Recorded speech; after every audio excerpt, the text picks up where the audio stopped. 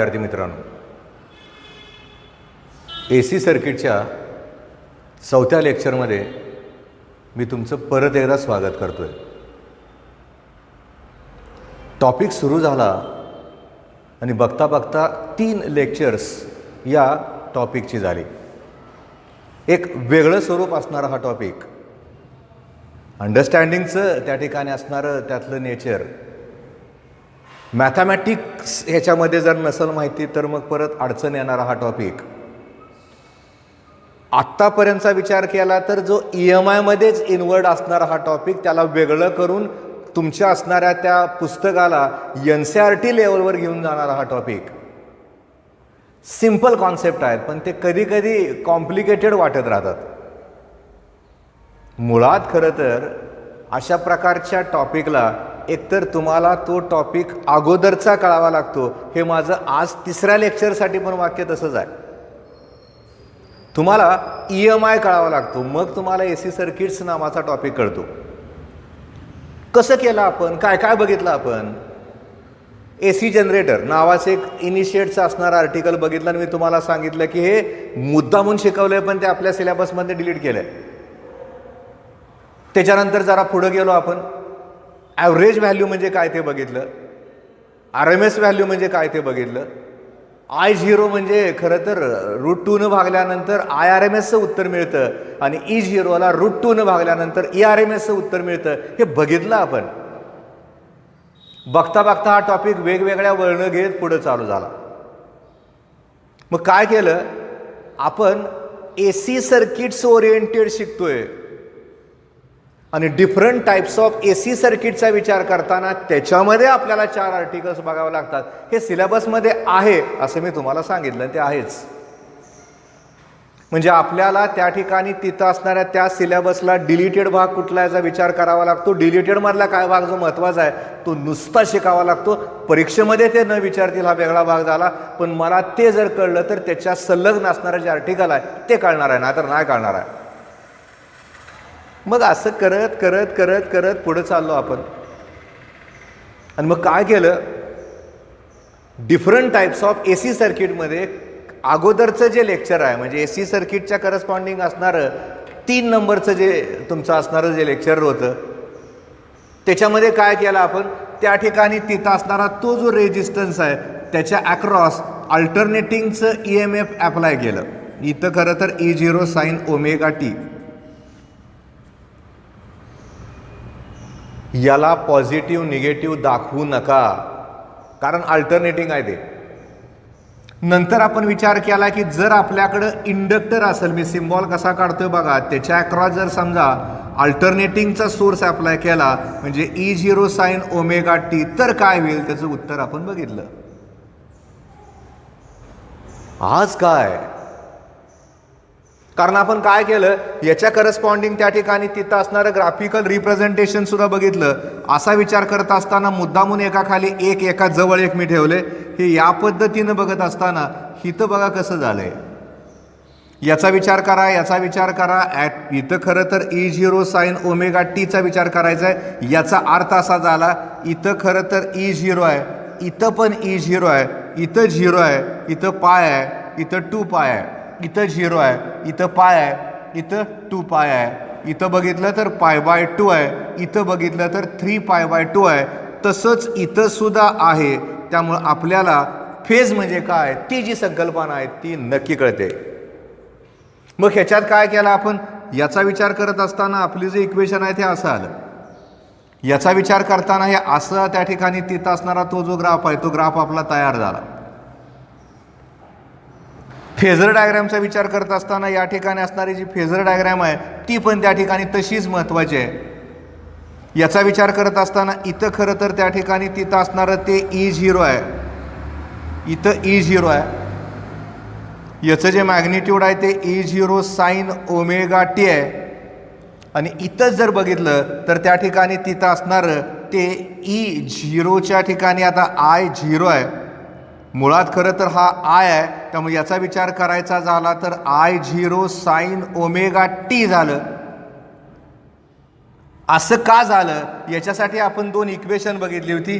E = E0 sine omega T असताना I0 sign omega T आलं होतं आणि त्याच्यावर एक कन्क्लूड केलं की अरे दोघांमधला फेज डिफरन्स 0 आहे, कॉन्स्टंट फेज डिफरन्स आहे. मान्य केला आपण.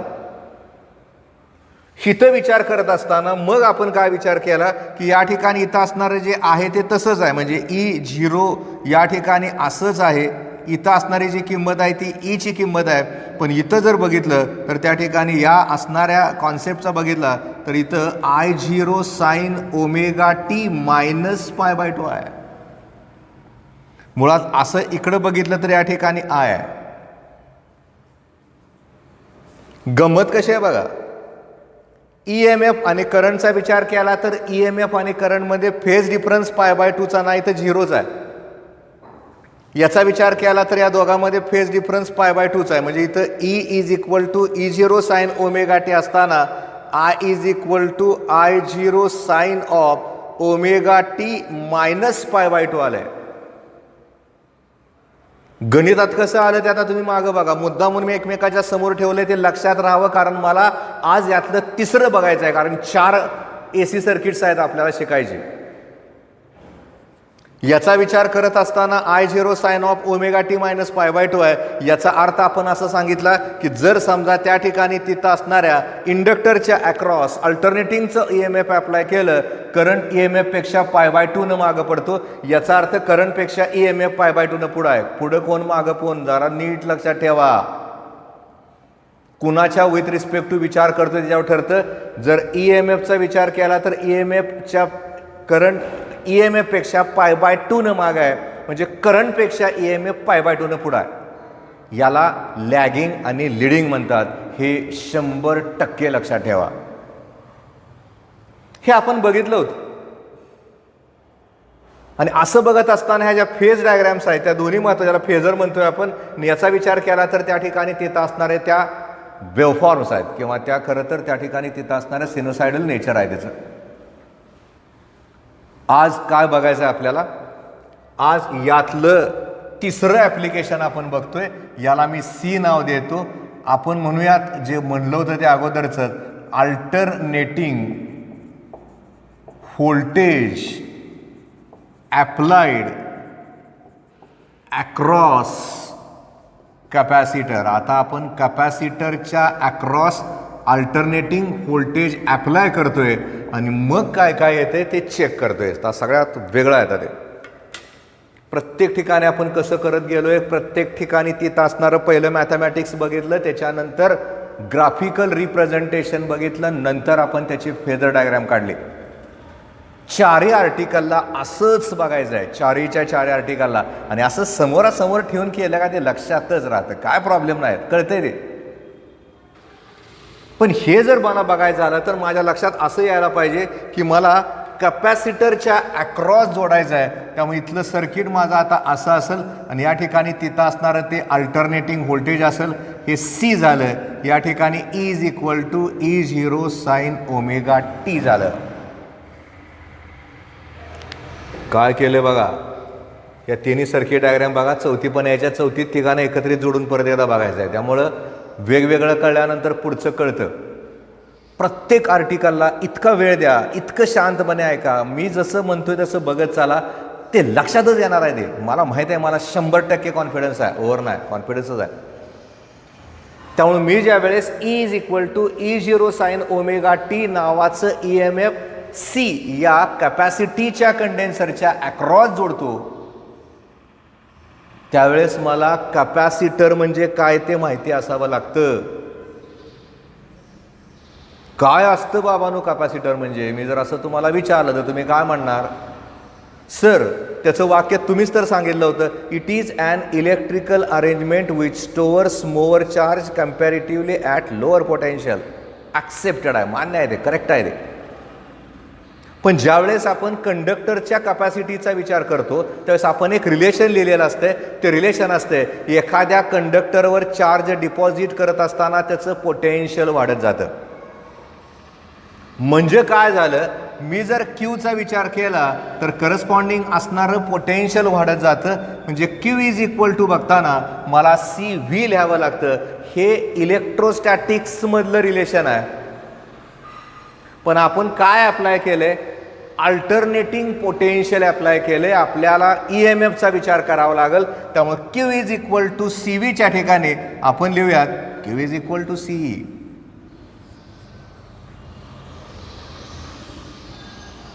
करतोय कुठल्या पद्धतीनं ते नीट बघा.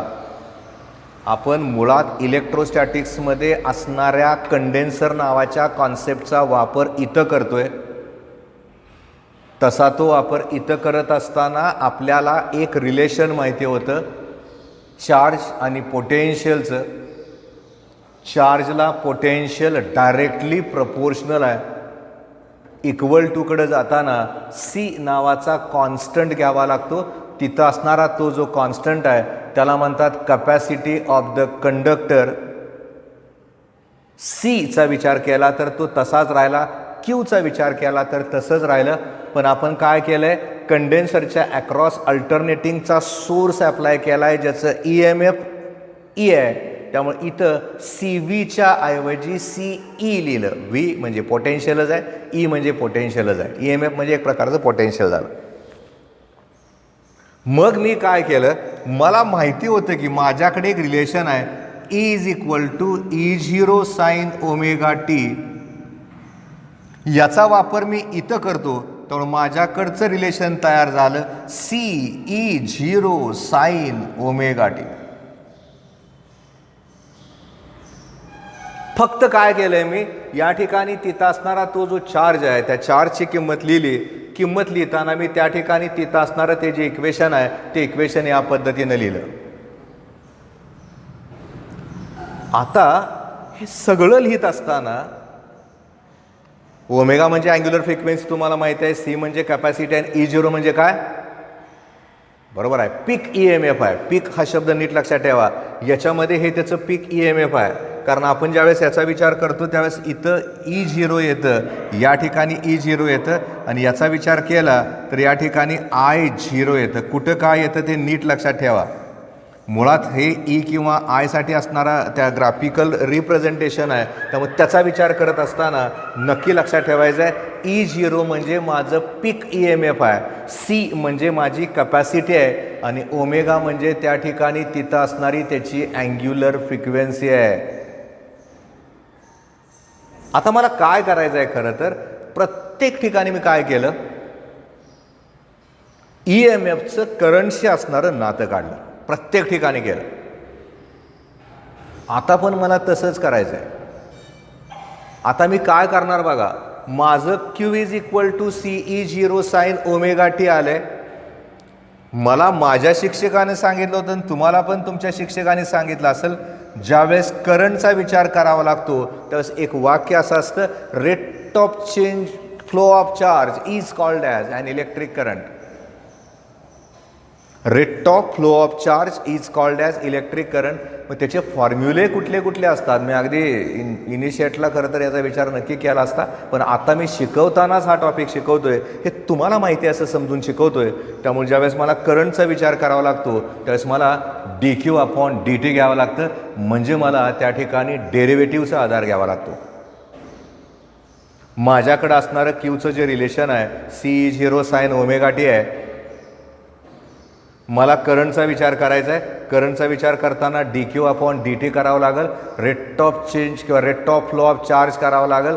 याचा अर्थ असा झाला, समोर जे इक्वेशन दिसतंय त्याचं मला डेरिव्हेटिव्ह घ्यावं लागेल. आणि तसं घेत असताना CE0 साइन ओमेगा टीचं मला डेरिव्हेटिव्ह घ्यावं लागेल. मी ज्यावेळेस इंटिग्रेशनचा वापर केला होता कुठं तर इंडक्टरच्या across alternating source EMF apply केल्यानंतर, इथं मात्र मला या असणाऱ्या टर्म्सचं डेरिव्हेटिव्ह घेतल्याशिवाय मला उत्तर नाही मिळत. इंटिग्रेशन आणि डेरिव्हेटिव्ह एक्झॅक्टली अपोजिट असणाऱ्या दोन गोष्टी आहेत. डिराईव्ह करतो म्हणजे वेगळं करतो आणि इंटिग्रेट करतो म्हणजे आपण एकत्रित आणतो. याचा विचार करायचा झाला तर आय तसंच राहतं, कॉन्स्टंट टर्म तशाच राहतात. साईन ओमेगा टीचं डेरिव्हेटिव्ह येतं कॉस ओमेगा टी आणि ओमेगा टीचं डेरिव्हेटिव्ह येतं ओमेगा. त्यामुळे या ठिकाणी इक्वेशन तयार झालं I is equal to C E omega cos omega T. असं लिहिता लिहिता मी परत काय करतोय बघा, याच्यामध्ये पण काही चेंजेस करतोय आणि चेंजेस करत असताना I is equal to I zero cos omega T असं लिहितोय. मागं पण आपण केलेच की असं, जरा बघा थोडं मागच्या लेक्चरमध्ये जाऊन लक्षात येते, पुस्तक उघडून बघा. याच्यामध्ये मी काय केलं, त्या ठिकाणी तिथं असणारं ते जे आय झिरो आहे ते आय झिरो कुणाच्या ऐवजी ठेवलं तर सी ई झिरो ओमेगाच्या ऐवजी. आपण खरं तर त्या ठिकाणी तिथं असणारं ते जे डेरिव्हेटिव्ह आहे ई झिरो साईन ओमेगा टीचं घेतोय, C E zero omega cos omega T येईल. सी ई झिरो ओमेगाला आपण आय झिरोनं रिप्लेस करतोय आणि असं जर केलं तर या ठिकाणचं इक्वेशन काय तयार झालं, I is equal to I zero cos omega T. याला लिहिताना फक्त मी असं लिहितो I zero sine of omega T plus pi by 2, कारण साईन ऑफ 90 प्लस थीटा म्हणजे कॉस थीटा. म्हणजे मी काय त्या असणाऱ्या इक्वेशनला कुठल्या मेथडनं चाललोय ते नीट बघा, लक्षात येते आपल्याला. मुळात माझ्याकडं इक्वेशन कुठली होती ती महत्वाची आहेत. क्यूचा विचार केला तर C zero sine omega T होतं, I is equal to D Q upon D T होतं, D by D T of C zero sine omega T आलं. साईनचं डेरिव्हेटिव्ह कॉस आणि ओमेगा टीचं ओमेगा, त्यामुळे इथं लिहिलं C E zero omega cos omega T. नक्की लक्षात ठेवा, इंटिग्रेट करताना ओमेगाला आपण खाली घेतलं होतं, डेरिव्हेटिव्ह घेताना ओमेगाला आपण गुणलंय, तिथंच ठेवलंय. नुसतं साईन असतं तर कॉस आलं असतं. ओमेगा टीचं विथ रिस्पेक्ट टू टी जे डेरिव्हेटिव्ह आहे ते ओमेगा आहे, त्यामुळे इथं आलं I is equal to C E zero omega cos omega T. आता आपण काय करायचं बघा, हिथं लिहित असताना I is equal to I zero sine of omega T plus pi by 2 आलं. मग मी या ठिकाणी इक्वेशन परत एक आहे तसं लिहितो E zero sine of omega T plus pi by 2. जर तुलनेचा विचार करत गेलो तर नक्की आपल्याला कळत जातं आपण काय केलंय ते बघा. मुद्दामुने फळावर अगोदरचं तसंच ठेवलंय मी. इथं काय झालं होतं, E is equal to E zero sine omega T असताना I is equal to I zero sine omega T आलं. त्यामुळे आपण वाक्य करून टाकलं, आपण सांगून टाकलं की अरे बाबा याच्यामधला फेज डिफरन्स झिरो आहे, सारखेच आहेत ना ते, काय फरक आहे त्या. पण ज्यावेळेस आपण इंडक्टरचा विचार केला, E is equal to E zero sine omega T असताना I is equal to I zero sine omega T minus pi by 2 आलं. मग आपण वाक्य तयार केलं, अरे इथं फेज डिफरन्स आहे ना काहीतरी, झिरो नक्कीच नाही. किती आहे, पाय बाय 2 आहे. म्हणजे याचा विचार करत असताना त्या ठिकाणी तिथं असणारा तो जो फेज डिफरन्स आहे किंवा फेज आहे तो पाय बाय 2 न मागा आहे. आता इकडे वळूयात, इथं बघा E is equal to sorry इथं E is equal to E zero sine omega T असताना मला उत्तर जे मिळालंय ते I is equal to I zero sine of omega T plus pi by 2. तुमच्यातलंच कोणतर मी जर विचारलं असतं तर सांग बाबा, E is equal to E zero sine omega T असताना जर I is equal to I zero sine of omega T plus pi by 2 आला असेल तर इथं फेज डिफरन्स आहे का, हा माझा पहिला प्रश्न तुम्हाला असणार आहे. लगेच तुम्ही उभं राहणार, उत्तर देणार की सर हाय फेज डिफरन्स पाय बाय 2 आहे. पुन्हा मी विचारणार इथला फेज डिफरन्स किंवा इथला फेज कसा आहे. तुम्ही इथं मला सांगितलं होतं की बाबा EMF पेक्षा करंट पाय बाय 2 न माग आहे. इथं काय आहे, प्लस पाय बाय 2 आहे, प्लस पाय बाय 2 आहे. म्हणजे आपलं वाक्य तिथं काय होणार आहे, इथं असणारा जो करंट आहे तो EMF पेक्षा पाय बाय 2 न पुढं आहे, लीडिंग म्हणतात. म्हणजे when an alternating voltage is applied across capacitor current leads by EMF किंवा currents leads by π/2 in terms of corresponding EMF. EMFपेक्षा तिथं असणारं ते EMF π/2 पुढं आहे. इथं विचार केला तर π/2 मागं आहे. इथं विचार केला तर त्या ठिकाणी तिथं असणारं ते जे EMF आहे ते सारखं एकमेकाच्या हातात हात घालून चालले आहेत. म्हणजे दोघं इन फेज आहेत. इथं इन फेज आहेत, इथं डिफरंट फेजेस आहेत.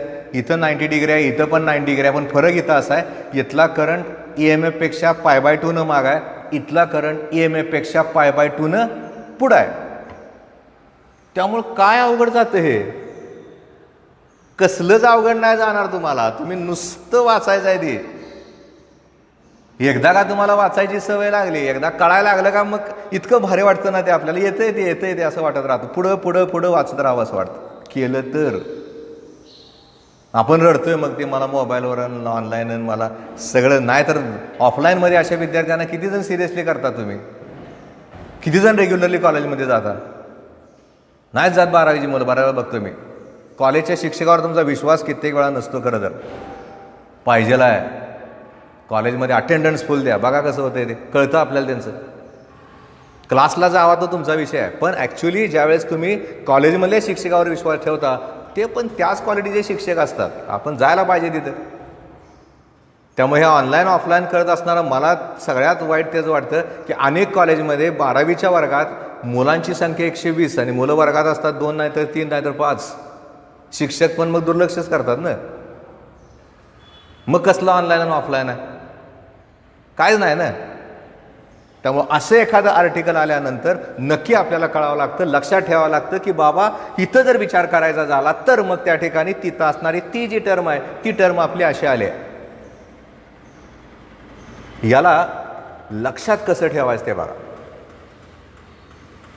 मला 85ला मी 12वीला होतो खरं तर, आणि चाकोरकर सर म्हणून मला फिजिक्स शिकवायला होतं आटपाडीमध्ये. भवानी विद्यालय आणि कनिष्ठ महाविद्यालयाचं त्यावेळेस नाव होतं त्या कॉलेजचं. आता ते खेबुडकर नाव झालं आहे. पण त्यावेळेस ते इतकं वेगवेगळ्या पद्धतीने फिजिक्स मला शिकवायचे. म्हणजे त्यांच्याकडनं अनेक विद्यार्थी शिकले गेलेत खरं तर, दुर्दैवानं ते नाहीत आपल्यामध्ये. पण त्यांनी मला त्यावेळेस शिकवलेलं, कारण हे आर्टिकल त्यावेळेस होतं, ते अजून माझ्या लक्षात आहे. आणि परत एकदा कसं झालं, त्यांच्याबरोबर शिकवण्याचा पण योग मला आला. ज्या शाळेत शिकलो त्या शाळेत मी शिकवतोय, त्यामुळे मला तो पण योग आला. त्यांच्याबरोबर मी शिकत असताना शिकत पण गेलो त्यांच्याकडनं. अनेक फिजिक्समधल्या कॉन्सेप्ट शिकलो मी. त्यामुळे मला थोडंफार जे फिजिक्स येतं ते त्यांच्यामुळेच येतं. मग त्यांनी याच्यात आयडिया काय सांगितली होती, यातला फक्त गमतीचा भाग लक्षात ठेवा, त्याच्यातला सिरियसली भाग असला तर काढून टाका. आपण काय करूयात, 3 गावं निवडूयात. एकदम डीप ग्रामीण म्हणूयात आपण. लहानसं खेडं, तालुका लेवलचं गाव आणि पुण्यासारख्या शहरातलं गाव जिथं IT क्षेत्र आहे. एकदम ग्रामीण भागामध्ये तुम्ही जर बघितलं असेल तर फार कमी स्त्रिया नोकऱ्या करतात. प्रमाण फार कमी आहे. मग तिथं कसं होतं, एखाद्या ठिकाणी जर समजा नवरा बायको जर गावातनं चालले तर नवरा पुढं असतो, मागं बायको हातामध्ये पिशव्या घेऊन जात असते. हा पुढं चाललेला असतो. दोघं जरी चालले तर हा पुढं त्याच्या मागं चाललेला असतो. म्हणजे आपण काय विचार करूयात की आता इंडक्टर म्हणजे एकदम ग्रामीण भाग. EMF मुळे करंट तयार झालाय ना. समजताना तसं समजतात, आजकाल राहिलं नाही ते खरं तर आपण समजूयात. ते EMF मुळे करंट तयार झाला. नवऱ्यामुळे त्या ठिकाणी तिथं असणारी ती बायको असं समजूयात. नवरा पुढं आहे, बायको माग आहे. म्हणजे दोघांमध्ये फेज जो आहे तो कसा आहे, लॅगिंग आहे. इंडक्टर म्हणजे ग्रामीण तालुका लेवलचं गाव, म्हणजे आटपाडीसारखं गाव घेऊया. इथं काय होतं, नवरा बायको जर समजा घरातनं बाहेर पडले काय तर साहित्य आणायला, तर ते इतकं घाबरत नाहीत किंवा इतकं त्याच्यामध्ये असं एक प्रकारचं वेगळं पण नसतं. नवऱ्याच्या पण हातामध्ये पिशव्या असतात, बायकोच्या पण हातामध्ये पिशव्या असतात. आणि दोघं एकमेकाला घासून किंवा जवळ न जातात, काय फरक नाही पडत. दोघं बरोबर चालतात त्याला समजायचं रेजिस्टन्स. कारण इथं बघा करंट आणि EMF दोघं बरोबरच चाललेत, काय फरक नाही, दोघांमधला फेज डिफरन्स 0च आहे. आणि पुण्यासारख्या शहरामध्ये जर बघितलं तर अनेक ठिकाणी नवऱ्यापेक्षा बायकोला पगार जास्त आहे. IT मध्ये काम करते ती, तिला वर्षाचं पॅकेज 10 लाख 12 लाख आहे, ह्याला कदाचित 5 लाख 6 लाख असेल, आणि दोघं नवरा बायको आहे. मग ते काय करतात, शनिवार रविवार त्यांना सुट्टी आहे, मग शनिवार रविवारी कुठेतरी एखाद्या मॉलमध्ये खरेदीला जातात. मॉलमधनं खरेदी करून आल्यानंतर तिथलं चित्र वेगळंच असतं. बायकोच्या हातामध्ये फक्त पर्स असते, नवरा मागणं चालत असतो आणि त्याच्या हातामध्ये पिशव्यात भरलेलं साहित्य असतं. इथं बायको पुढं आहे, नवरा मागं चालला आहे, कॅपॅसिटर. इथं बघा करंट पुढं आहे, EMF मागं आहे. याच्यामध्ये करंट पुढं आहे, EMF मागं आहे. याच्यामध्ये करंट मागं आहे, EMF पुढं आहे. हे म्हणजे पुणे शहर, हे म्हणजे तालुका लेवलवरचं गाव, आणि हे म्हणजे तालुका लेवलवरचं गाव, आणि हा म्हणजे खरं तर त्या ठिकाणी तिथं असणारा तो रेजिस्टन्स म्हणजे तालुका लेवलवरचं गाव, आणि इंडक्टर म्हणजे ग्रामीण गाव, की जिथं नवरा पुढं बायको मागणं चालते. इथं बघितलं तर दोघं एकमेकाला घासून किंवा जवळजवळ चाललेत, आणि इथं बघितलं तर बायको पर्स हलवत पुढं चालले आहे आणि मागणं नवऱ्या पिशव्या घेऊन चाललं आहे. हे लक्षात ठेवायतलं फक्त गंमत बघा. म्हणजे लक्षात राहतं ना आता आपल्याला कुठं मागण कुठं पुढं, याला वेगळं काय करावंच नाही लागत. त्यामुळे या पद्धतीनं त्या ठिकाणी तिथं असणाऱ्या त्या सगळ्या गोष्टींचा विचार आपल्याला करावा लागेल. इंडक्टरचा विचार करता येईल, कॅपॅसिटरचा विचार करता येईल, आणि हे सगळं करता करता आता याच्यामध्ये आपल्याला विचार करायचा आहे, ती म्हणजे त्या ठिकाणी असणारी फेजर डायग्रॅम. आणि तशा त्या फेजर डायग्रॅमचा इथं विचार करत असताना आपल्याला पहिल्यांदा त्याचं ग्राफिकल रिप्रेझेंटेशन अगोदर बघायचं आहे. त्याच्यानंतर त्या ठिकाणी तिथं असणारी ती जी फेजर डायग्रॅम आहे ती फेजर डायग्रॅम बघायची आहे. मग कसं असेल ग्राफिकल रिप्रेझेंटेशन, तोही भाग तसाच महत्त्वाचा आहे. म्हणजे आपण अशी कल्पना करूयात की या ठिकाणी इथं असणारा हा परत एकदा अगोदरच्या सारखाच असणारं हे ग्राफिकल रिप्रेझेंटेशन आहे. इथं 0 आहे, या ठिकाणी π/2 आहे, इथं पाय आहे, इथं 3π/2 आहे, आणि इथं 2π आहे. याचा विचार केला तर हे त्या ठिकाणी असणारं EMF म्हणजे पीक EMF आहे. आता करंटचा विचार केला तर ते π/2 लीड आहे, त्यामुळे इथं आपण त्या ठिकाणी तिथं असणारा तो जो करंट आहे तो करंट दाखवू शकतो. तसा तो दाखवताना या ठिकाणी लक्षात ठेवायचं आहे, याचा विचार केला तर हे माझं करंटसाठीचं आहे, आणि याचा विचार केला तर त्या ठिकाणी तिथं असणारं ते EMF आहे विथ रिस्पेक्ट टू ω/t आहे. त्यामुळे आपण इथं बघितलं तर ERI असं त्या ठिकाणी तिथं असणाऱ्या त्या ग्राफिकलचं नेचर आहे. फरक बघा, इथं पण π/2 आहे, पण एक खालनं वर आहे, कारण इथं लॅगिंग आहे, इथं लिडिंग आहे, तेव्हा ते पुढून दाखवावं लागेल.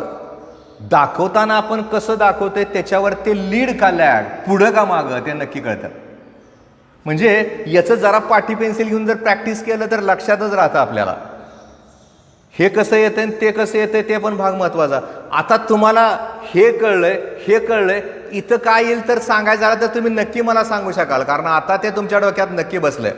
बघूयात आपण मग. म्हणजे आता जर समजा मला विचार करायचा आहे याच्यामध्ये असणाऱ्या फेजर डायग्रॅमचा, आणि मी जर त्याचा विचार त्या ठिकाणी केला तर तिथं असणारी ती फेजर डायग्रॅम कशी असेल बघूयात ना आपण.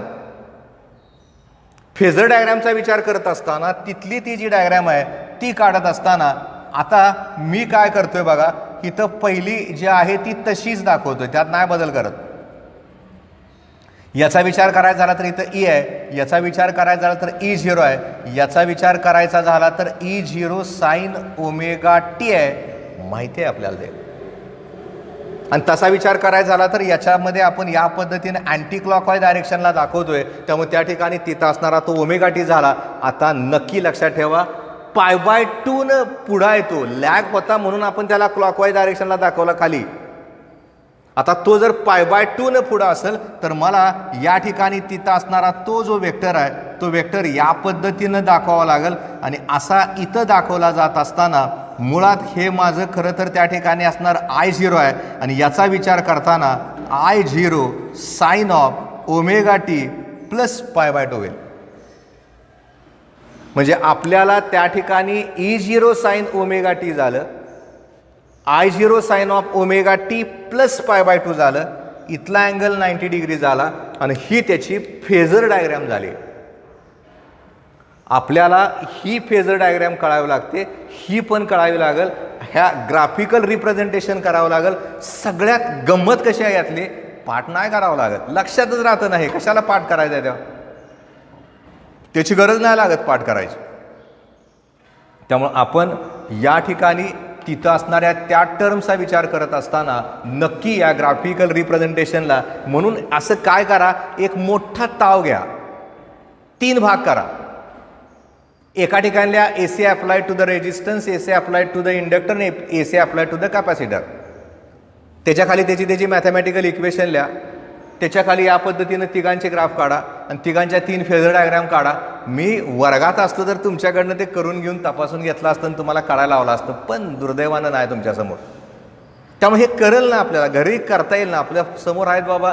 मी कसं करतो बा, तुम्हाला माहिती आहे ना, जे एकदा केलं का पुन्हा एकदा लिहून काढायला होतं आणि परत तपासतो आपण लॅबमध्ये येऊन. 100% तुम्हाला ते आठवत असेल, पण 7-8 महिने झाले. घरच्या घरी लिहा ना, लिहून काढा वहीमध्ये आडवं, कारण शाळा सुरू होणार आहे दिवाळीनंतर. दिवाळीनंतर जर कॉलेज सुरू झालं तर दाखवायचं आणून, सर आम्हाला आता येतंय ते आम्ही केले. याला परत कोण शिकवणार आहे, शिकवायची गरज पण लागू नये खरं तर, इतकंच व्यवस्थित मी घेतोय.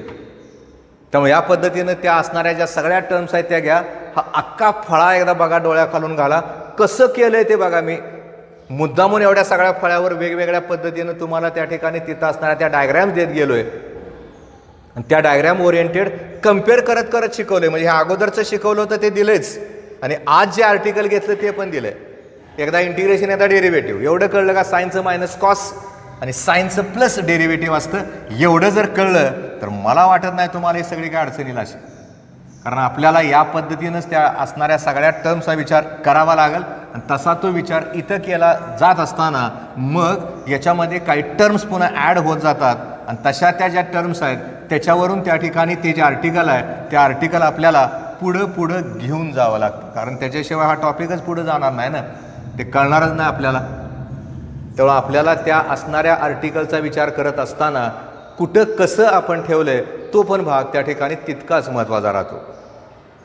म्हणजे ज्या वेळेस आपण त्या असणाऱ्या I0चा विचार करतो त्यावेळेस तो विचार करत असताना कदाचित L ओमेगा लिहिलेला असेल, म्हणजे I0ची किंमत आपण ठेवत असताना E0 L ओमेगा ठेवला असेल, किंवा I0ची किंमत ठेवत असताना आपण C ओमेगामध्ये ठेवलेला असेल. हे सगळं ठेवत असताना याच्यावरून सुद्धा काही टर्म्स नक्की येतात, पण ते आपण आजच्या असणाऱ्या लेक्चरला नक्कीच नाही घेणार आहोत, कारण ते एक वेगळं आर्टिकल होतं आणि त्या आर्टिकलला आपण वेगळ्या पद्धतीनं बघणार आहोत. मी सुरुवातीला सांगितलं आहे, फार शिकवत जाणं मला पटत नाही, मी शिकवणार पण नाही, थोडंच डोक्यात बसवत जाणार आहे, कारण हा टॉपिकच मुळात अवघड आहे. आणि अशा परिस्थितीमध्ये मी तुम्हाला आज जे शिकवलं आहे लिडिंग, लॅगिंग, इन फेज, त्यामुळे डोक्यात नीट राहिलं असेल. ग्रामीण भागाचं, तालुकाचं, शहराचं उदाहरण दिलं आहे तुम्हाला मी.